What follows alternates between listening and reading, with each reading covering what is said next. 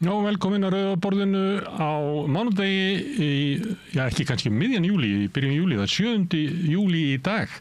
Við vorum eiginlega í sumarfríi en ákveðum að koma tilbaka að hluta til vegna þess hvernig dagskrá sjónvarpsins það bara fótbolti. Við erum núna á öðrum tíma, núna klukkan 7, vanalega byrjum við Rauða klukkan 8 en ákveðum að byrja klukkan 7. Það sem fréttatími Ríkisútvarpsins vanalega. En ekki núna, af því að það fótbolti. Þið sem að vilja horfa á fótbolta, ætti að skipta yfir á RÚV. Þið sem að vilja horfa eitthvað allt annað en fótbolta getið verið hérna áfram. Hjá mér Sigurjón Magnús Egilsson og María Lilja Ingveldar Þrastardóttir Kemp. Sko hugmyndin, þetta svona sumarþáttur í okkur. Já. Við ætlum að vera með tilraun að vera hérna milli 7 og 9. Síðan munum við vera með alls konar efni því að við teljum okkur eiga óendanlega mikið efni. Það ekki fræðilegu möguleiki ykkur að horta á allt. Nei, það búið framlega mikið. Já, þannig að við erum með hellinga efni sem við ætlum að sína. En svo ætlum við að vera núna milli 7 og 9 á mánudum, frá mánudum til 50 dags. Sem svona einn vanalega tími eins venjulegu Rauðaborðsþætti. En vera milli 7 og 9. Já. En ég ætla reyndar til þessum helgina þá verður helgispjall sem ég tek við Pál Óskar. Þannig að við skjótum inn svona 9 efni hér og þar. Yfir sumarið. En það sem við ætlum að reyna að gera tilraunir með núna að segja fréttir af því að það eitthvað fréttir á RÚV. Já. Og við bara vindum okkur í það. Og náttúrulega frétt dagsins hérna heima að það allt í hnút í þinginu. Já, heldur betur. Já. Heldur betur sko. Það er ólíklegra að það leysist deila þar friðsamlega heldur en í Úkraínu eða Gaza. Já, það er Já, ekki samkvæmt Kristrúnu Frostadóttur Jú, segist alltaf að þetta leysist Já, hún sagði það núna bara í gegn með málið. Já, í gegn með málið, það verður þá ekki í fullri sátt. Ríkisstjórnin getur ekki bakkað með það, hún ætlar að ná veiðigjaldinu í gegn. Já. Stjórnarandstaðan getur ekki bakkað með það, hún ætlar að stoppa það. Já. Og hvernig leysir það, Sigrún? Ég leysi það þannig að þá bara verður þingforseti að taka upp 71. grein þingskapalaga og þar getur hún bara að stoppa þetta. Sett bara niður hver má tala mikið og svo er það bara búið, atkvæðagreiðsla. Og það er ég er búin að heyra eins í fólki og hann niður frá og í stjórnarliðinu fjölgar þeim sem að vilja þetta.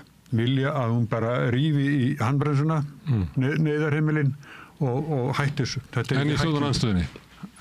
Ég myndi halda að það væri líka fólk í stjórnarandstöðunni sem myndi vilja þessa niðurstöðu. Innst inni. Já, en það er líka, þeir eru náttúrulega nánast þegjandi hásir, Guðlaugur Þór Þórðarson, Sigurður Ingi Jóhannsson og svona, þeir eru bara orðnir hásir, það er bara eins og að verið fyllir í gærkvöldi, Þetta eru hvað, 50 og eitthvað ræður á kjaft ekki neitt, Nei, og það var 50. og 3. ræðan í morgun, sem beið Njáls Trausta Friðbergssonar, hann var mjög reiður og ástæð því að hann var svo reiður er nefnilega svolítið merkileg af því að Grétar okkar maður sem nú með sjávarútvegsspjallið hérna, hann núna situr á þingi sem varamaður og það var, þetta er svo asnalegt að þingfundur byrjar klukkan 10 og þá bara strax þá kemur Hildur Sverrisdóttir, þingflokksformaður Sjálfstæðisflokksins í pontu og þegar talum fundarstjórn forseta, fundur var ekkert byrjaður.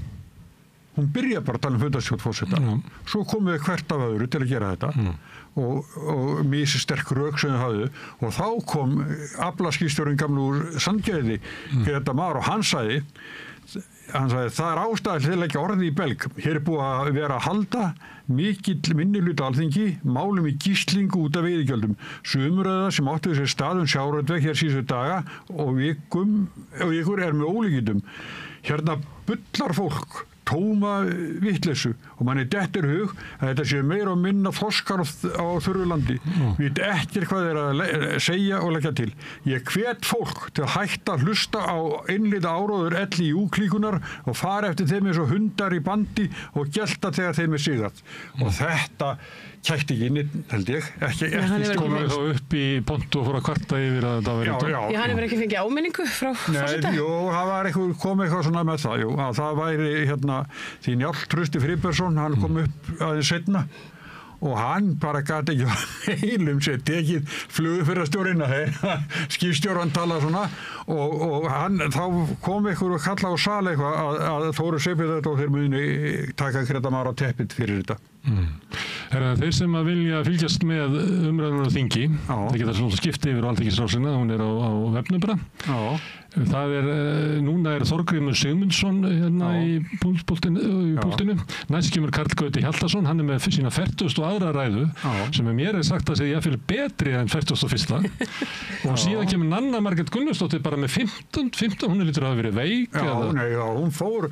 Hún fór í frí í 2 vikur án þess að kallin varamann og það svona fólk síðan kemur Ólafur Adolfsson varnarjakslinn í 53. ræðinu sinni Ingibjörg Davíðsdóttir í 57. ræðinu sinni síðan Bryndís Haraldsdóttir í 47. og Vilhjálmur Árnason í 42. Er eitthvað velun veitt svona fyrir flesta ræður á þetta þingi? Skammavelun þetta er ekki eðlilegt. Það er ekki hægt að leysa þetta af því að ríkisstjórnin verður að ná sig í gegn stjórnarandstaðan verður að stoppa þetta en það sem ég held að þessum spurði ég hvort að stjórnarandstaðan var ekki líkorðið sátt við það að gripið til þessara ákvæða í þingskapalögum þess að það er langbesta leiðin fyrir stjórnarandstöðuna að komast út úr þessu að segja að hún bara stoppaði okkur og benda á Kristrúnu. Já, og Þórunni náttúrulega sem tekur ákvörðun, Þórunn Sveinbjarnardóttir tekur ákvörðun ef hún verið tekin og ég held að, það sem ég held að þetta verði ofan á, það verði bara gert. Ég hef sagt það hérna líka að þetta mun gerast og leiðu þetta búið að gerast, að þá verður þetta viðtekið regla. Nei, svo verður þetta allt vitlaust, ef hún gerir þetta, þá verður allt inn í þinghúsinu. Nei, ég held ekki. Ég held að þetta verði þegar Ólafur Ragnar beitti málskostréttinum, þá bara breytt hann sögunni. Já, ég held þingmennir munu, stjórnarandstöð þingmennir munu búa til píslávott úr sjálfum sér. Það mun engin vorkina þeim.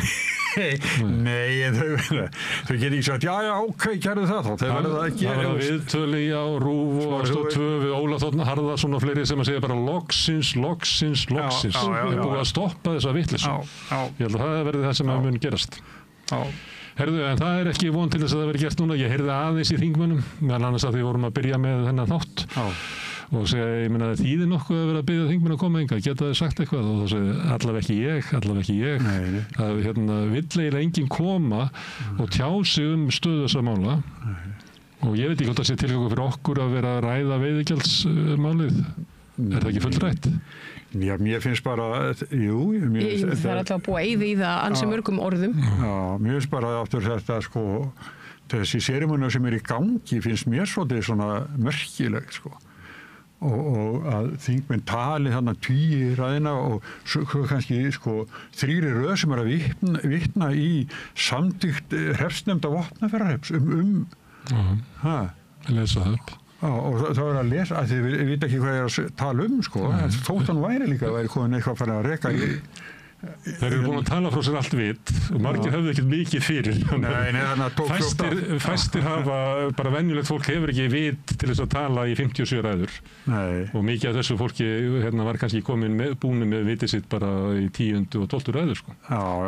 Ég er búin að kíkja stundum hann inn og það er ekkert að sjá þarna.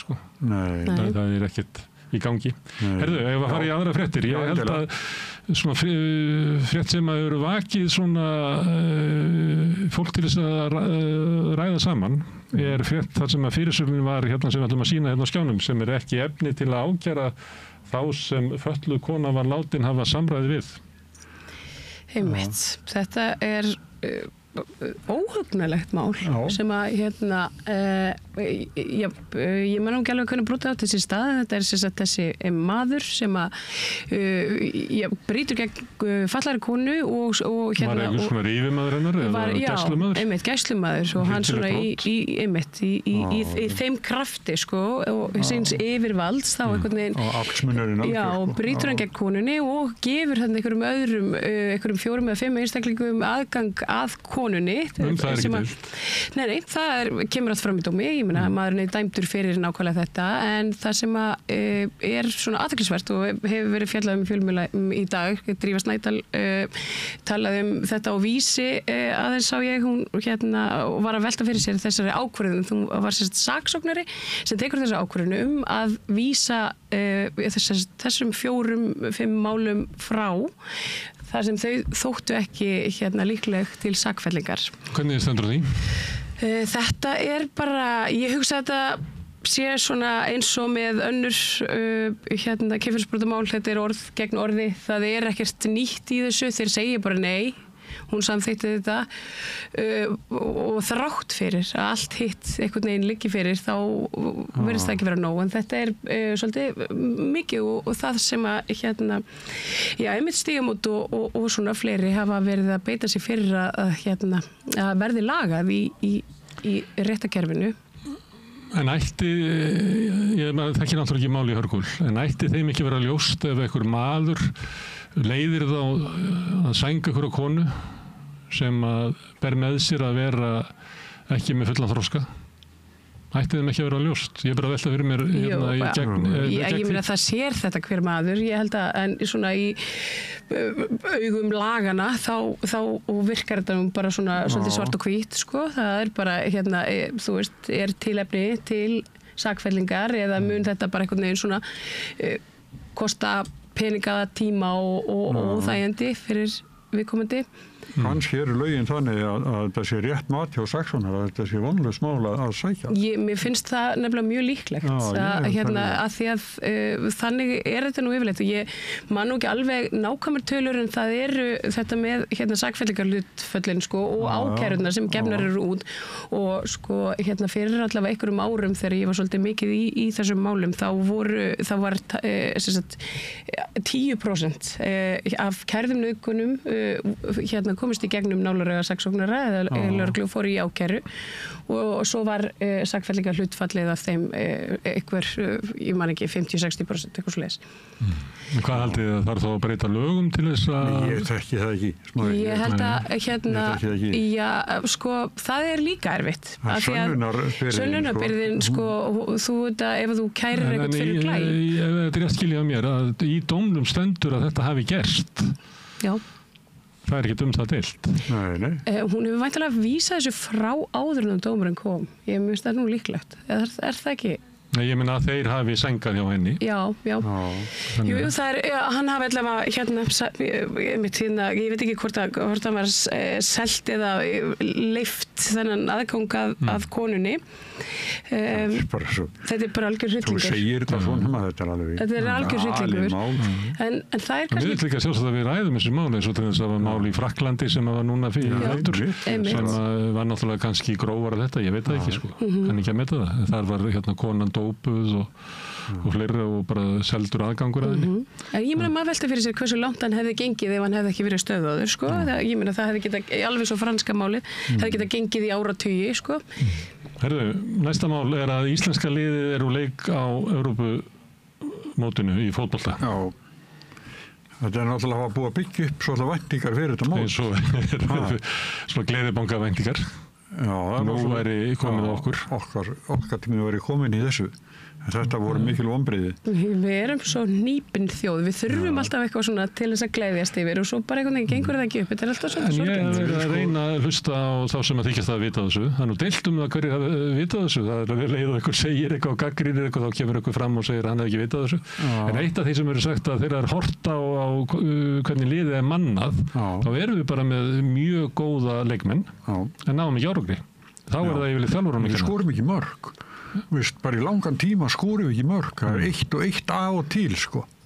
Það er sem æfingaleik sem við spilum ég man ekki við hverja áður en fórum í móti þá spilaði Sveindi Stein alveg æðislega flott mark sko.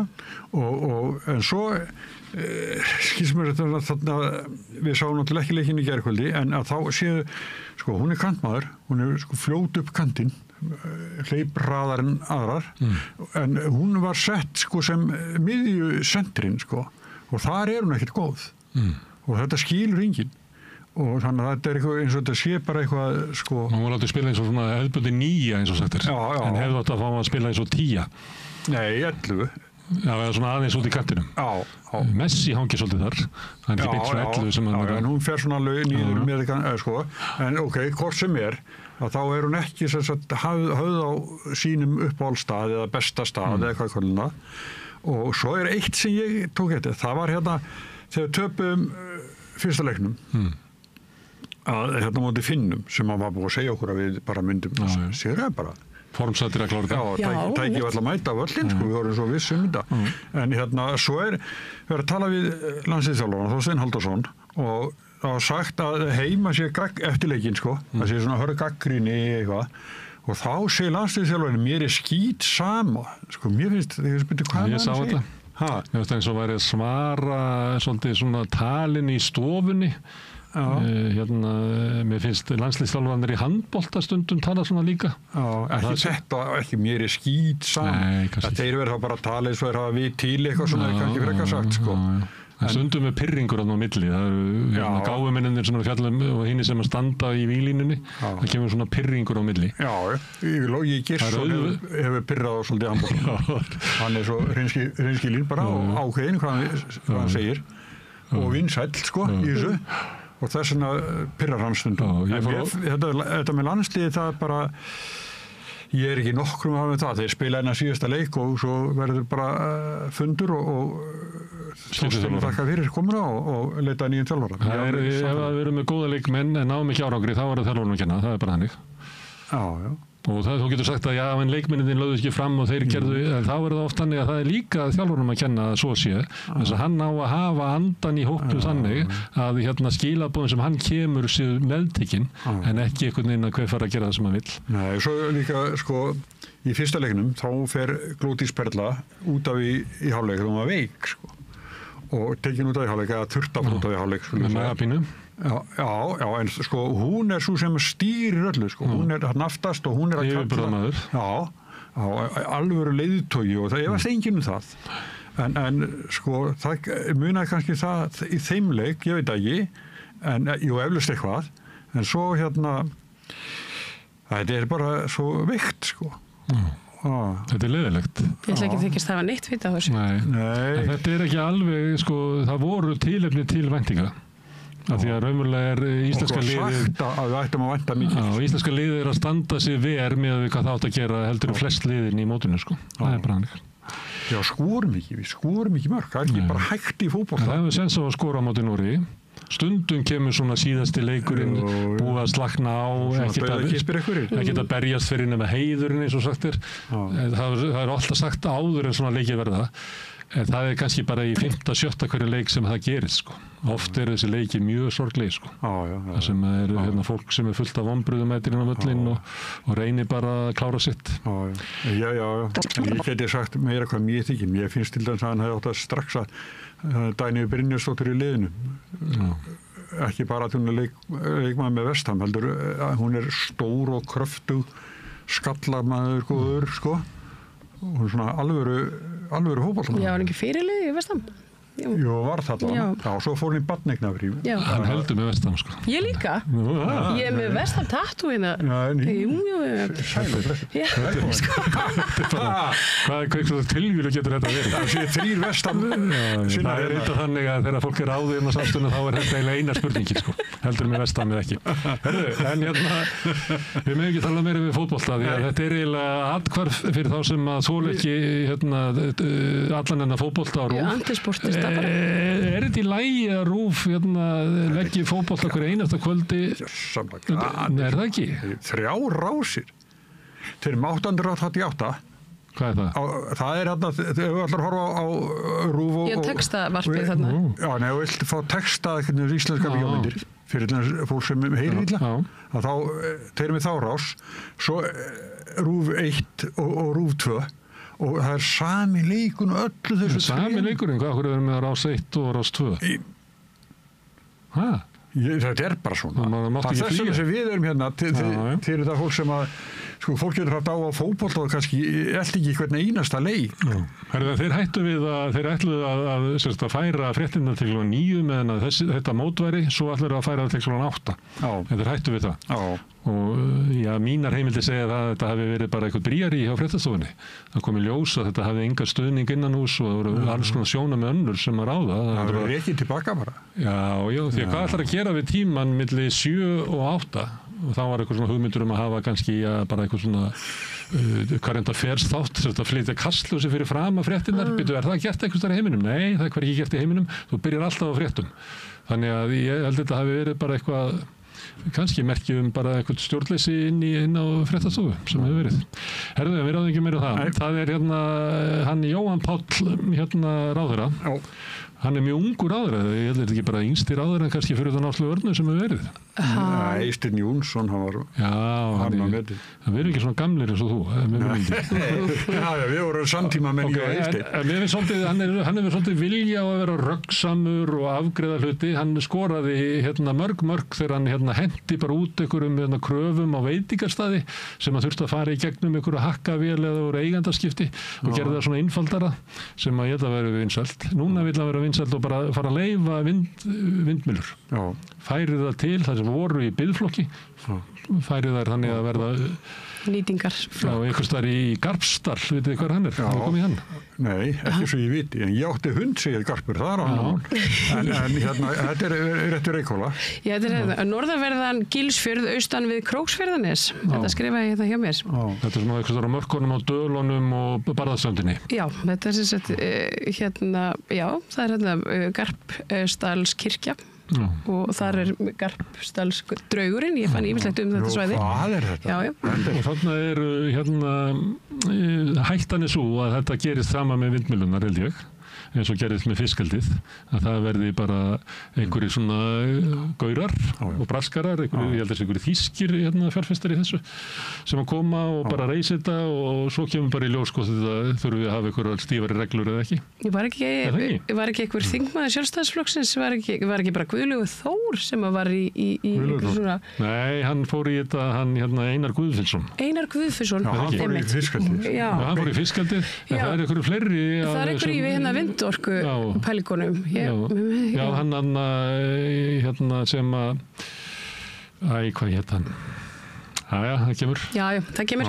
En það eru hagsmunir Með þetta merkir þetta að benda á að bilið á milli stjórnmála og svona einhverja þjónustu fyrir einhverja auðkýfinga er eiginlega ekkert Af því að þetta er bara sama á Tony Blair og fleiri hafa verið að gera. Hann er í vinnu hjá okkur liði og verður bara ríkur eftir stjórnmálaferilinn og þegar við þekkjum menn sem eru að vinna fyrir kynverja í alls konar sem eru bara notað tengslanet sem byggtu upp í pólitíkinni er bara keypt og það er notað til þess að koma svona málum í gegn og allt í einu búfs komið hellinga vindmyllum.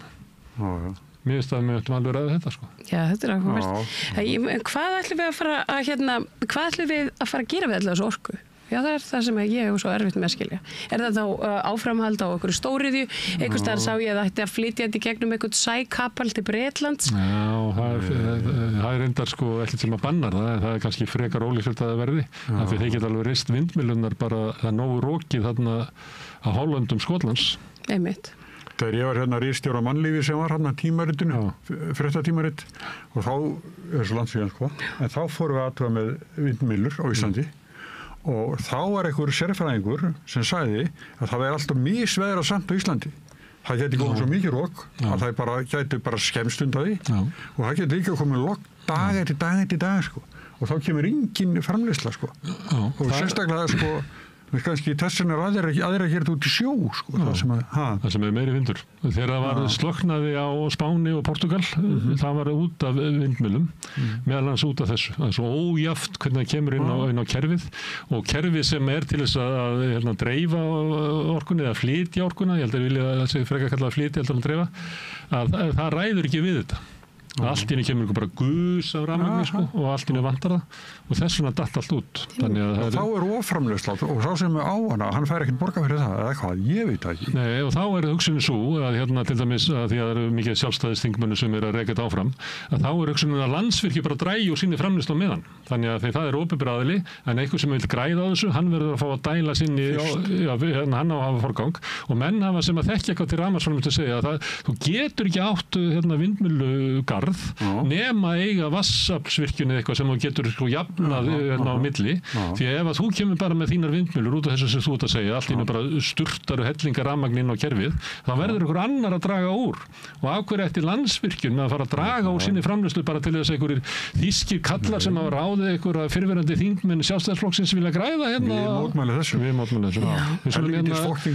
En við skulum hérna vegna þess að Jóhann Páll með þessar ákvörðun sinni að flýta þessu sem hann tekur þetta bara og færir þetta að þá hérna held ég að við verðum að fara að heyra í fólki sem hefur verið að berjast gegn vindmyllum, fá það hérna í spjall hérna.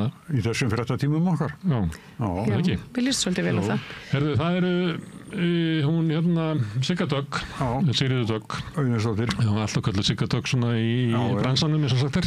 Hún er formaður Blaðamannafélagsins og hún var að skrifa grein sýknudóm að það virðist vera landsréttur virðist vera búin að komast að því að Páll Viljámsson, fyrirverandi sagnfræðikennari í Garðabæ, megi segja bara hvað sem er. Blaðamenn. Hann mátti ekki segja Samtökin 78, já, hann var alltaf látið fara þarna frá og hann var listur frá störfum. Sýknudómur, hann var dæmdur fyrir hattursorðræðu, ekki, eða ákjálfur. Jú, og látið fara frá og ekki háskólum. En Landsréttur var að sýkna það. Landsréttur sýkna það. Já. Og það finnst mér sko að getur tekið einhver svona minnihlutahóp og vanið í hann bara með skít og skömm og það bara allt í lagi. Ég er alltaf svolítið veikur fyrir þessum miðlamálum sko. Ég fagnaði aldrei þegar einhverju dæmdur fyrir miðri. Nei, það getur að fagna neinu. Ég var einu sinni sá blaðamaður í Íslandi sem hafði farið oftast fyrir dómstóla. Þann til Reynir Traustason sló mig út og það allar rækilega. En þannig ég þekki þetta vel að vera að verjast í þessum málum og hafði alltaf árangur. En haldið þetta sé að því að hún er svolítið stillis upp þannig að það er Landsréttur og við vitum það voru fréttir það hvernig hann var mannaður, það var bara ráðherra Sjálfstæðisflokksins sem raðaði sínu fólki inn og núna er hann ekki kominn að innan Brynjar? Já, hann er ekki konarnas.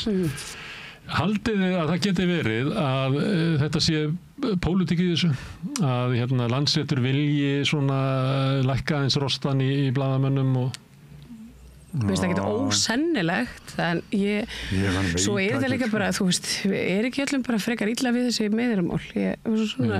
Tímabilið sem þú ert að vitni í, þegar okkur var stemt alveg út og söður, þá var það bara ljóst að dómskerfið vildi lækka rostan niður í okkur. Þetta var kom alveg holskefla þegar við byrjuðum með pressuna, því að hún kom bara með svona annan tónin í Íslands samfélag og maður mætti bara dómskerfum sem ætlaði bara slökkva í þessum götustrákum sem væri með eitthvað ebagogg í íslensku samfélagi. Þetta er samfélagið okkar. Ég var svo heppinn að Jón Magnússon lögmaður, hann varði mig alltaf og hann er sjá hann í réttarsali er alveg dásanlegt hann er svo lifandi í réttarsalum. En haldið þetta sér pólitík? Ég slá fél, haldið þetta sér pólitík? Ég veit ekki, þetta er eitthvað Það er eitthvað mjög pólitískt alltaf við þessar meðrakærur. Ég held að það sé kannski svona til að byrja með, þá eru þær það. Ég hún til dæmis, alveg nokkrar, og svo sem gekk lengst, hún var nú út af einhverjum ummælum minn á lokuðu svæði sem að ég var svo sýknuð fyrir í Landsrétti og fyrst í héraði, síðan Landsrétti og það var nú bara einfaldlega vegna þess að þetta var eitthvað svona kall sem hataði feminista svolítið mikið og hann fór eitthvað svona herferð og kærði ansi marga. En svo er þetta líka að því þetta er svo rosalega dýrt að standa í þessu. Og þrátt fyrir að hafa tapað unnið málið í tvígang og fengið dæmt málsvarslaunin og það er bara brotað því sem er raunverulega kostnað. Já, nei, men svo bara átti maður ekkert fyrir því, þannig að ég fekk bara reikningin aftur í hausinn. Við erum samstöðinni eða blaðamanni sem hafa starfað áður stemt og það hefur kostað okkur gríðarlega peningar. Þetta er nefnilega mjög dýrt. Ég get alveg sagt eitthvað, við höfum bara ekki efna á stand í þessu. Það var sýknun ekki sýknun eða þú veist, ég veit ekki hvað það kalla, ekki dæmdar fébætur í héraðsdómi og nú er þetta leiðin upp í Landsrétt þannig að þetta er gríðarlega kostnaðsamt að verða fyrir þessu og svona ríkt fólk og öflugt fólk notar þetta til þess að bara þagga niður í fólki. Þetta er mjög óþægilegt samt sko, það að sitja svona inn í dómsal og vera spurður og það er ekki allir sem er að spyrja mann sem að vita eins og manstu með fyrsta málunni þarna með Werner Rasmussen að þá var ég dæmdur fyrir það að framsetningin hafi framsetningin á opnunni hafi verið þannig, ég man ekki hvað orðalega var nota en það var dómarinn í rauninni. Í einhverju málinu var það fyrir sem hefði óþarlega stór. Já, það var bara sett fram með þetta var sett fram með óvíður kvennilegum hætti. Ég var einhvern tímann dæmt fyrir fyrirsögn sem ég skrifaði ekki en það var einfaldlega vegna þess að ég var skrifið fyrir greinin en tilvísunin á forsíðu var ekki mín. Herðu, en ég út af þessu þá finn ég svolítið til því að Páll Viljámsson, hann er nú bara venjulegur maður eitthvað stort í bæ og þurfa að standa í þessu. Ég bara ræði ekki við það. En hann startar þessu nú svolítið sjálfur. Já, ég veit það, en þú veist að sem að María er að vísa í að lenda í einhverjum svona málu og þurfa að vera að reka og verja sig einhvern veginn að... Já, það er bara ekki fyrir venjulegt fólk. Nei, þetta er óþægilegt. Herðu, næsta fyrirsögn er bandarískur kjarnorkukafbátur í heimsókn. Já, ég er mikið náðu þessu máli. Nú? Af því að, ef ég maður rétt að þá voru við búin að banna að kjarnorkuknúnir kafbátar kæmum til Íslands. Nei, með kjarnorkuvopn. Nei, ég held að hitt er líka, bæði kjarnorkuknúnir, það er kjarnorka í þeim, sjáðu. Og ég er alveg vissum að til dæmis Reykjavíkurborg samþykkt þetta í borgarstjóratíð Jóns Gnarr og þannig erum við sem sagt eitthvað aðeins að breyta slaka á gagnvart herrbúnaði og ég veit ekki hvort að það sé gæfuspor, ég held ekki. Þetta er svolítið áhugavert að því að nú ríkið er búið að slaka á. Þannig að maður velti fyrir sig hvort að sveitarfélögin hafi þá heimild til þess að stöðva bara svona út fyrir sína lögsögu þessi bara vopnaða og þessi vopnuðu skip niður á Reykjavíkurhöfn núna það er alveg hreint ótrúlegt að lítast. Það eru þessi brynvörðu gráu freikátur með einhverjum svona sprengjuvörpum framan á og svona tindátum með vopn bara niður í miðbæ. Já, bara niður í miðbæ Reykjavíkur. Með byssustingi. Ég held að þið hafi gengið miklu lengra núna og það er eitthvað bara verið stefna núverandi og síðustu ríkisstjórnar og til dæmis þessi kafbátur, hann er að koma í svona, það er verið að skipta áhöfn, þannig við erum þjónustu svæði fyrir kafbáta og ég held að leggja inn í Helguvík, ég veit ekki hvað það megi segja en það sé eitthvað hernaðarleyndarmál, það er látið út eins og það ég gerast bara út í Faxaflóa. Við sáum líka fyrir nokkru síðan kom annar og það var teknað myndir og hann byrti til sjónvarpi, þá var hann komið svolítið inn í Eyjafjörð sem er svona þröngu fjörður og mér bara... Við viljum ekki fá kjarnorkuknúna kafbáta. Við viljum bara ekkert vera með her við bara erum stolt. Það er talað kafbáta. Það er að synda. Það var næsta frétti næstuð í kafbátafrétt. Það er tugir með magapinnu eftir þríþrötu Laugavatn. Ég hitti menn í gær og við vorum að spjalla þetta því að einn er úti vistar bara gúrú Íslands og ég var að spyrja þetta þannig að ég sé þess að frétt þríþrödd þá þetta synda eitthvað 1,5 kilometer og þetta hlaupa svo endar á því að hlaupa held ég og hjólar fyrst og syndir svo og hleypur svo og ég var að því ég sá að vera að synda í Laugavatni og mér minnir að við höfum verið einhvern veginn í Laugavatni þeir voru litlir og botnið þar er bara að drulla og ég sagði, er þetta gott að synda í Laugavatni? Og við sátum þetta við borðið og voru allir sammála að það væri bara engi myndi synda í Laugavatni. Og þá kemur fréttin að fólk er bara að fara veikt eftir þetta. Þetta er áhugavert líka vegna þess að þarna er eitthvað svona lúxussundlaug og að svona fyrirmynd sjóbaðana sem eru núna komin upp allt. Það er búið að byggja út í Laugavatni og nú er hægt að fara í Já, og það hægt að fara þarna og einhverjum svona potta sem búið að koma fyrir út í. En einhver svona girðinga eitthvað til að það vatnin það geti verið hreinna eitthvað? Ég veit ekki. Botnin bara drulla. Sambland af einhverjum gróðri og bara mold og það verður brúnt í roki þetta vatn. Þarna eru áburður sem hefur verið notað á túnin áratugum saman. Hann allur fuglakúkur heims. Ég held þessi bara... og svo einmitt með svona túrista ásókninni. Ég myndi frekar synda í Signu heldur en Laugarvatni. Það er búið að opna hluta að henni. Ég myndi samt ekki synda þar. Frekar heldur en í Laugarvatni. Nei, við vorum aðna, ég 17 og þú 10 og leiðum okkur bát og skiptist á að fara út af bát út í vatnið og þetta var bara allt mjög gaman. Það var alltaf lífshaski þegar hann var að passa mig.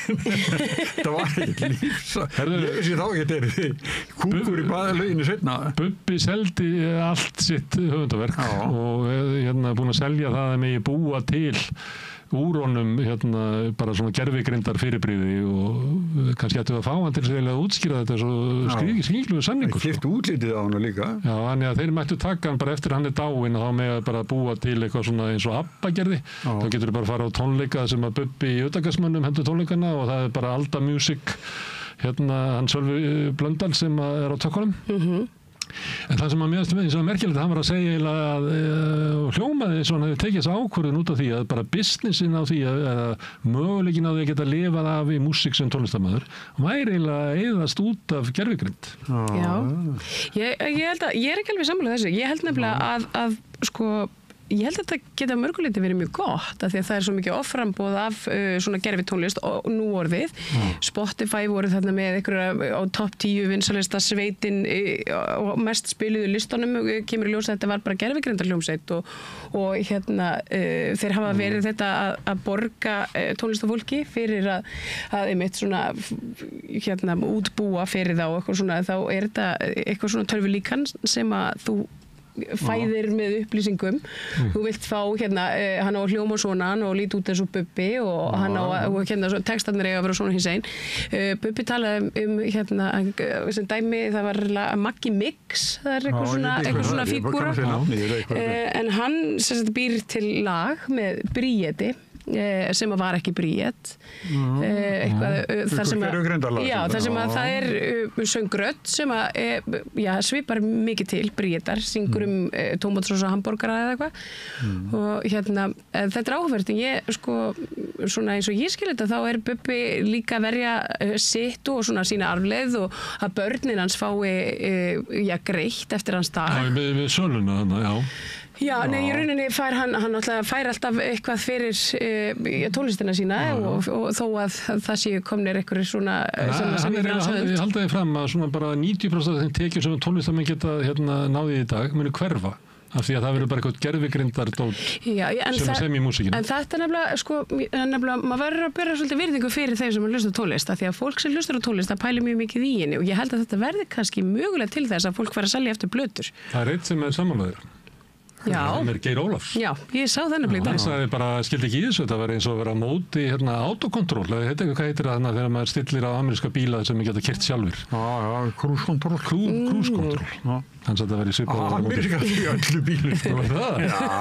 Ég bara er ekki með bílallu. Nei, ég heyri það. Ég heyrði fyrst að þessu í ameríska bílum.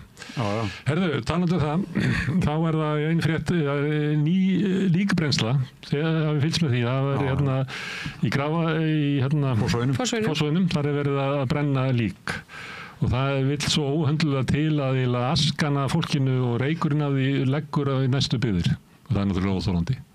Og leikskóli sem rannar líka. Þetta er mest eins og senan í Big Lebowski þegar færi öskuna framan í sig. Ég var að vinna á þessu svæði Öskulíðaskóli sem hann heitir eitthvað annað í dag, ég man nú ekki alveg hvað það er. Klettaskóli. Var með svona frístundaheimili þarna og þar var ég að vinna í nokkur ár fyrir 1.000.000 ára síðan og þá var þetta nú bara þannig að maður var varður við þetta, þá var þetta einu sinni í viku, þá kom svona svolítið sérstök lykt. Þetta er mjög sérstök lykt. Það er skrítið lykt af brenntum beinum. Bara brennandi hold er hryllingur, sko. Já, en það sem að hefur gerst er náttúrulega að, sko, fólk er að láta brenna sig í auknum mæli, það er og alveg svona miklu meiri aðsókn í þetta. Ég velt fyrir mér, af hverju ósköpunum byggja ekki bara hærri stromp? Græjurnar eru bara gamlar, ég held að séu sko 60-70 ára gamlar og það var fyrirbrigði sem að vildi verða til, sem heitir eitthvað lífsins tré, sem að var eitthvað svona enga sem að vildi að bauðst til þess að gegn því að fá einhverja peninga að byggja þetta og leysa þetta vandamál. En niðurstaðan er svo að það var bara nýr opn handa kirkjugörðunum og þetta bara áfram í opinberri eigu. Ég heyrði einhverja kvarta yfir þessu en mér finnst það nú það sem er bara einokun, alveg augljóst að einokun að það á aldrei að enda í höndunum á engaðilum. Nei. En maður skilur að fólki, sko, kvarti, sko. Sem að kom? Já, sem lífist. Já, það er nefnilega sem maður veit að hugsa það kemur eitthvað sem hefur svona driftina, kemur og segir, heyrðu, ég er með lausnina og þá lætur náttúrulega stóri kallinn oft þannig að nei, ég ger þetta bara sjálfur. Þannig að kannski er þetta bara að fá eitthvað þessu fólki sem hefur áhuga á þessu að blanda því inn í kirkjugarðana og að það getur orðið vinnir, ég veit það ekki. En þeir ætla að fara að færa þetta úr Fossvoginum? Já, upp í Grafarvog. Ætli Grafarvogsbúar verði sáttir við það? Íbúðarhúsin eru kannski fjær, sko, það sem opning getur verið, sko. Ég held það sé nú. Já, ég meina það, nú stendur ekki til að fara að byggja þannig allt í kringum kirkjugarðin og umferðareigunum allt í kringum. Ég veit ekki betur. Sjáum til, það er mjög virk íbúasamtök þar, þau munu verið að ræða þetta. Herðu, síðasta fréttin með svo bara kostulegu fyrirsögn, það er grunar að stinga mann í rassinn af tilefnislausu og ég velti fyrir mér hvort að það hefði verið, hann hefði bara verið, ekkert verið að skipta sig með manninu með stungið eitthvað í rassinn af ríku tilefni og af hvaða tilefni þetta var að stinga eitthvað í rassinn fór ég að hugsa þá mundi ég eftir einu að ég var hitt eins og mann sem hafði verið á Grænlandi og hann var að segja mér að þar væri að menn stungnir í rassinn sem væri svona niðurlæginga tæki. Ef við varum að rífast, það er nú mikið drukki á Grænlandi eins og við vitum og þá er svona okkur krá og komið langt út í morgun og við erum að rífast og ég vil niðurlægja þig, þá stingið í rassinn af því að þú getur kannski ekki sest í 2 vikur á eftir. Já, herðu, þú ert kannski bara búin að leysa þetta? Kannski þessi grænlensku siður. Þetta getur verið. Ég vona að maðurinn haft rétt fyrir sér að ég sé ekki að bera út einhverja þvælu vini okkar í Grænlandi. Nei. En þeim getur nú orðið á eins og okkur og öðrum, sko. Hafið þið eitthvað heyrt að menn séu að stinga konarlann í rassinu? Nei, þetta er nú reyndar ótrúlegt mál. Ég meina, það er hérna maður sem er... Já, og klukkan 3, hann átti heima þannig einhvers þar í Aðalstrætinu og hérna reynda að komast inn á gang hjá honum. En þegar hann náði að loka það úti og tók hann eftir því að það blæddi úr honum og þá að þeir hefðu stungið hann í rass og aftanverðlæri eða eitthvað svoleiðis. Það finnst ekkert hvorki tangurinn í teitur af þessum mönnum. Sem að stungumennin. Þeir voru sæður útlendingar. Já, það var, hérna á milli 30 og 40. Og þá fyrir nú, Gunnar Smári hafi átt rétt svolítið fyrir sér hann að þetta sé. Kannski grænlensku siður.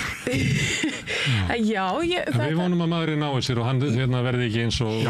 Já, honum bara hann geti sest í næstu 2 vikur. Ég vona það. Og sest niður og hort á samstöðina. Herðu, þetta var tilinn okkar til þess að fara yfir fréttir vikunar. Við náðum þessu á 42 mínútum. Við ætlum að reyna að ná þessu á innan við hálftíma. Þannig að við verðum að tala hraða næst. Kannski við ætlum að læra. Ég er búin að reyna að tala rólega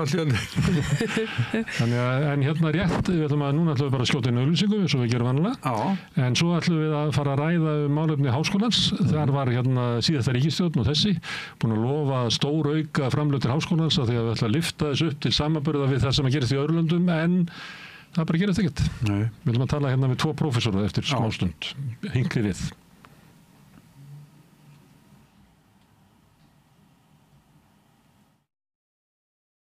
Hjálpið okkur að byggja upp dreifikerfi samstöðvarinnar með því að læka síður samstöðvarinnar á YouTube og Facebook. Bókvistun býður upp á alhliða bókhaldsþjónustu fyrir einstaklinga og fyrirtæki. Við byggjum á reynslu, faglegum og traustum vinnubrögðum. Bókvistun, alhliða bókhaldsþjónusta, Bæjarhrauni 2, Hafnarfirði. Samlokubrauð, maltbrauð, tékkneskt brauð, súrdeigsbrauð, brauð ársins, Bernhöfts bakari, íslenskt handverk síðan 1834. Ertu á leið heim úr vinnu? Stilltu á FM 89,1. Fortíðin var aldrei, hún aðeins er. Einkasýning Larissu Sansúr hjá Listasafni Reykjanesbæjar, opið alla daga nema mánudaga til og með 17. ágúst, Listasafn Reykjanesbæjar. Með því að ganga í leigjendasamtökin styður þú baráttu leigjenda. Leigjendasamtökin eru fyrir öll þau sem vilja vinna að réttlæti og öryggi á húsnæðismarkaði. Leigjendasamtökin.is. Húnavellir, fullkominn staður fyrir fjölskylduna. Ertu á leið norður? Húnavellir er fullkominn staður fyrir fjölskylduna. Tjaldsvæði með rafmagni, gistiheimili, sundlaug og heitur pottur, líkamsrækt, leiksvæði fyrir börn, sparkvöllur, veiði í Svínavatni, rafmagn, hjólalega, morgunverðarhlaðborð, kvöldverðarhlaðborð fyrir hóp og húsbílar eru velkomnir. Hópatilboð í boði fyrir ættarmót, stóramæli, fjölskyldu og vinafögnuði. Allar upplýsingar á hunavellir.is og í síma 861 23 19. hunavellir.is